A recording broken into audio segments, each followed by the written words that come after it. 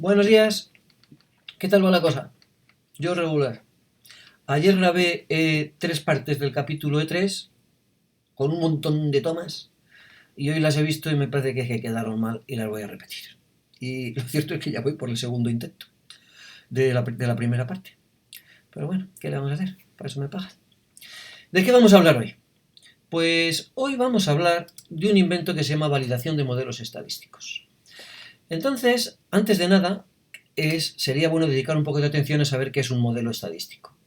Un modelo estadístico, casi si me apuras, es casi que cualquier cosa.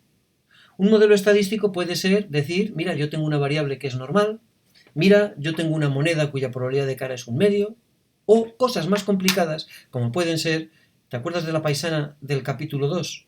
De la hormona luteinizante. En la toma anterior no me acuerdo cómo se llamaba. Digo, pues claro, pues la evolución de esta hormona sigue un modelo autorregresivo de orden 1.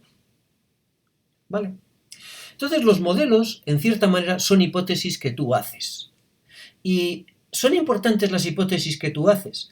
Pues las hipótesis que tú haces son fundamentales. ¿Por qué?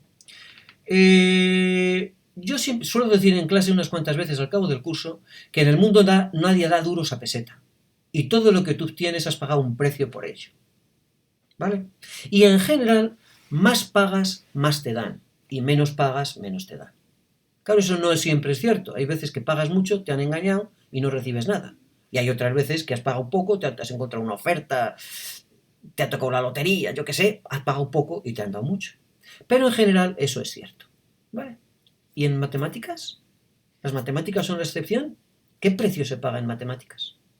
En matemáticas el precio le pagas en términos de hipótesis. A saber, tú dices, yo tengo aquí un triángulo, ¿qué puedo decir de él?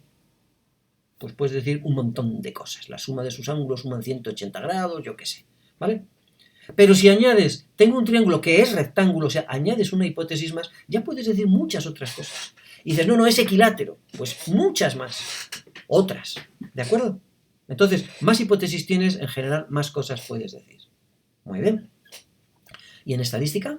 ¿Qué precio se paga en estadística? En estadística hay 2 precios que puedes pagar. El primero es en términos de datos. Cuantos más datos tienes, en general, mejores conclusiones obtienes, suponiendo que los datos sean buenos. Si los datos son malos, déjalo. ¿De acuerdo? Pero en general eso es así. Y el segundo es en términos de hipótesis, porque la estadística es una parte de las matemáticas y más hipótesis tienes, más conclusiones puedes extraer. Con esto volvemos a lo de los modelos. ¿Esto qué quiere decir? Claro, yo hago mi hipótesis de que el modelo, la evolución de la hormona de esta mujer sigue un modelo autorregresivo de orden 1 y con eso extraigo unas conclusiones que yo no podría haber extraído sin ellas. Pero claro, puedo hacer otro modelo, puedo decir, no, eso no evoluciona, es constante. La hormona no tiene una evolución que depende del momento del ciclo menstrual en que está esta mujer. Es que yo espero verme en un espejo, pero no me veo en un espejo, me veo como te ves tú. Y por lo tanto, cuando quiero ir para un lado, voy para el otro. Pero bueno, eso no importa. Entonces, yo puedo hacer la hipótesis, o sea, puedo hacer que evolucione así, a lo largo del mes, siguiendo el modelo AR1, o puedo decir es constante. Claro, no es lo mismo. ¿Cuál de las dos es la buena? ¿Puedo tirar para adelante con las dos? O sea, yo digo, este polígono es un triángulo. Que pues, chaval, si tiene 5 lados, ¿cómo va a ser un triángulo? ¿De acuerdo? ¿Qué quiere decir esto? Cada vez que yo hago una hipótesis tengo que comprobarla. Cada vez que yo hago una hipótesis tengo que comprobarla. Y ahí es donde entra la validación de los modelos estocásticos. Te voy a explicar esto. Entonces, ¿cómo funciona la cosa? Tú haces una hipótesis y en general tienes unos datos para verificarla. Eso es lo que se llama un test de hipótesis. ¿Te acuerdas cómo iban los test de hipótesis? Los test de hipótesis van de la manera siguiente. En los test de hipótesis tú tenías 2 hipótesis, la nula y la alternativa. La hipótesis nula, si te acuerdas, salía con ventaja. Pero además, tú tenías una hipótesis, la nula y la alternativa. La hipótesis nula salía con ventaja. La hipótesis nula a veces se demuestra que es falsa, pero nunca se demuestra que es cierta. Esto ocurre como en los juicios. En los juicios la hipótesis nula es que el juzgado es inocente. estemos en un juicio por asesinato, ese individuo es inocente, mientras no se demuestre lo contrario. ¿De acuerdo? ¿Eso qué quiere decir? Eso quiere decir que se empieza suponiendo que es inocente y ahora vienen los datos. ¿Y los datos qué son? Era un asesinato y no, si es que hay una película, una cámara de estas que hay en la calle que grabó al paisano ese clavando el cuchillo justamente al muerto a la hora en la que murió y se fue. ¿Te han pillado? O sea, hay datos que demuestran que la hipótesis nula es falsa. ¿Vale? Pero nunca se demuestra que es cierta. A saber, en un juicio nunca te declaran inocente. Lo que te declaran es no culpable. No se ha demostrado que seas culpable. Nunca se demuestra que seas inocente. Ahora vamos al mundo de la estadística. Yo tengo mi moneda. Mi hipótesis nula es que yo quiero demostrar que esta moneda es legal, es una moneda genuina, que la probabilidad de cara es un medio. Quiero demostrar que la probabilidad de cara es un medio. ¿Dónde pongo la hipótesis? ¿Qué es lo que tengo que poner en la hipótesis nula? Si pongo en la hipótesis nula que probabilidad de cara es P de C, si yo pongo en la hipótesis nula P de C igual a un medio, va a resultar, si pongo, perdón, lo voy a poner, yo nunca lo voy a demostrar. Si quiero demostrar que P de C es igual a un medio, lo que tengo que hacer es escribirlo en la alternativa y poner en la nula que es distinto. ¿Por qué? Porque mis datos lo que sí que me permiten es demostrar que la hipótesis nula es falsa. Si yo demuestro que es falso,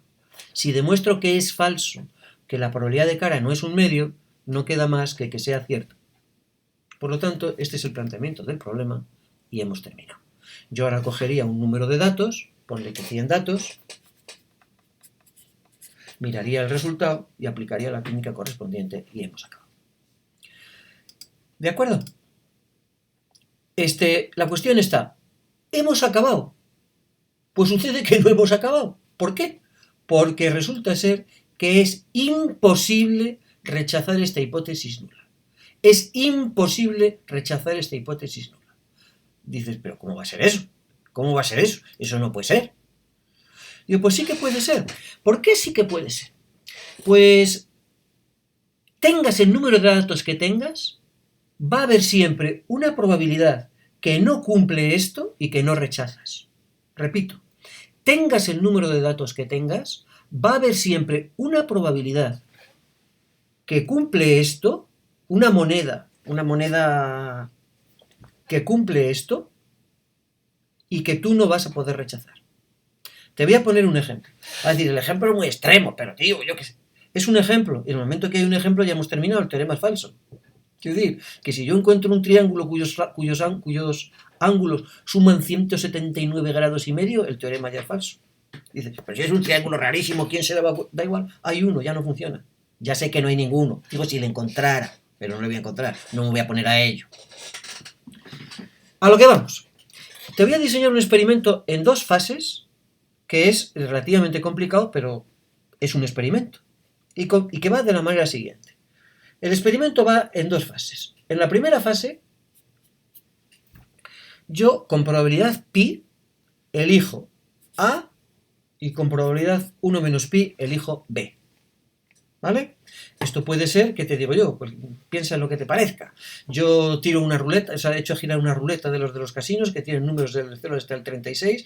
Si sale el 6, que es el día que yo nací, apunto una A. Y si no sale el 6, apunto una B. Y ya está. Entonces sale A con probabilidad un 37avo y B con probabilidad 36, 37avos. En fin, lo que te parezca. Probablemente, bueno, no sé si habrás jugado al rola y hay dados con 100 caras, o sea que no hay problema. Bueno, esa es la fase 1. ¿Cómo sigue el experimento en la fase 2? Suponte que ha salido A. Si ha salido A, yo cojo una moneda genuina, recién salida del Banco España.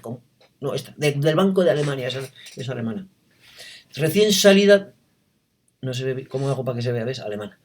Recién salida del Banco de Alemania, genuina, de cine. Y la lanzo. ¿De acuerdo? Y apunto el resultado. Cojo una moneda genuina, buena, de la que sí se cumple que probabilidad de cara es un medio y probabilidad de cruz es un medio y ya está. Pero si ha salido beta, lo que hago es cojo una baraja española, tengo manía a las que no son españolas, y apunto la carta que me ha salido. La sota de oros, el 4 de copas, el as de bastos. ¿Vale? Y ahora yo voy a hacer 100 veces este experimento. Claro, aquí hay dos posibilidades. La primera posibilidad es que siempre me haya salido A, y entonces yo te pondría el resultado de mi experimento ha sido cara, cruz, cruz, cara, cara, cara, cruz, yo qué sé, con una moneda genuina, ojo. O puede ocurrir que alguna vez me haya salido B, y en ese caso yo te apuntaría cara, cruz, 4 de oros, cara, cruz, 3 de espadas. Si ocurre esto, tú sabes que eso es cierto. No estoy en esa situación. Pero si ocurre esto, tú no sabes si es que esto es falso o que pi es muy bajo. Quiero decir, hasta ahora yo no te había dicho cuánto valía pi. Imagínate que pi, cojo pi, de manera que sea 10 a la menos 6. O sea, es una cosa que ocurre una vez cada millón de intentos. Yo solo he hecho 100 intentos. ¿Cuántas espero que ocurra? Perdón, me he equivocado. 1 menos pi, 10 a la menos 6. 1 menos pi, 10 a la menos 6.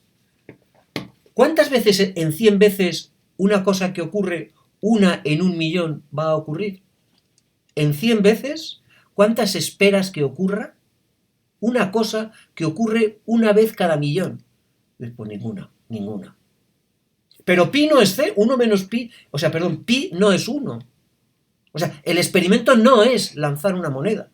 Lo que pasa es que yo no lo noto porque tengo pocos datos. Claro, ¿cómo podría llegar a averiguar que sí que lo es? Pues cogiendo más datos, cogiendo 10 millones de datos, por ejemplo. Pero claro, y entonces lo que no encuentro es si pi en vez de ser 10 a la menos 6 es 10 a la menos 9. ¿Lo entiendes? O sea, sea cual sea el contexto en el que tengas los datos que tengas, siempre hay una pi que no cumple esto y que tú no vas a... que cumple esto y que tú no vas a detectar, que no vas a rechazar. ¿De acuerdo? Pues ya está. Eso hace que, eso unido a otro hecho hace que se cambien las cosas. Y en lugar de poner como hipótesis nula la que tienes ahí, ponemos como hipótesis nula que sí que han sido producidos por una P0. O sea, se pone como hipótesis nula, tachamos aquí el distinto de un medio y ponemos igual a un medio y ponemos aquí el distinto. ¿Y eso por qué? Porque en la mayoría de los casos, en la mayoría de las situaciones, resulta ser que, por ejemplo, tú dices, tengo un procedimiento que es para datos normales. Quiero utilizar un procedimiento que es para datos normales. Ese procedimiento está pensado para datos que son normales. Pero funciona bien no para datos que son normales exactamente, sino para datos que son casi iguales a los normales. Casi iguales a los normales. Entonces, yo me pongo, acepto en la hipótesis nula que mi moneda es genuina, tomo unos cuantos datos, 100, y llego a la conclusión de que, hombre, si no hay discrepancias claras con lo que yo esperaba en el caso de una moneda genuina, es que esta moneda o bien es genuina o es casi genuina, que me da igual, porque el procedimiento funciona con cosas que son genuinas o con cosas que son casi genuinas. Y esa es la razón de que en los test de hipótesis se cambien las cosas y se ponga en la hipótesis nula lo que a ti te gustaría que fuera. Pero la razón de que se haga así es que lo contrario no se puede hacer. Si se pudiera, se haría. Y ahora, ¿cómo se contrasta esto? Pues hay un montón de procedimientos para contrastar esto, que son los test de bondad de ajuste o test de ajuste. En inglés, goodness of fit tests. Y ya te digo que ahí hay millones de procedimientos para test de bondad de ajuste, porque este es un problema que es central dentro del campo de la estadística. Es tan central que este año no lo he hecho, pero el año pasado sí que lo hice. Busqué en Google la expresión goodness of fit y me salieron 35 millones de resultados. O sea, es un procedimiento que se utiliza con cierta frecuencia. Y aquí yo te voy a contar pues el ABC. No vamos aquí a hacer un curso de goodness of fit. Va a ser el ABC. En resumidas cuentas, te voy a contar dos procedimientos y medio. Dos procedimientos generales y luego algún procedimiento específico. Los procedimientos que te voy a contar son el de la G cuadrado de Pearson y el de Kolmogorov-Smirnov. Y el medio es lo que te digo, que vamos a contrastar algún otro procedimiento para contraste de la normalidad. Y bueno, tú solo sabes de normales unidimensionales, creo. También hay normales multidimensionales y también hay procedimientos para contrastar la normalidad de variables bidimensionales, tridimensionales, pero en eso no vamos a entrar en este curso. Y con esto terminamos la toma 1 del capítulo 1 y ya pasaremos a la toma 2 del capítulo 2. Bueno, espérate, que a lo mejor la miro y la toma 2 no me parece tan mal y esa no la cambio. Pero esta sí que la quería cambiar. Hasta luego.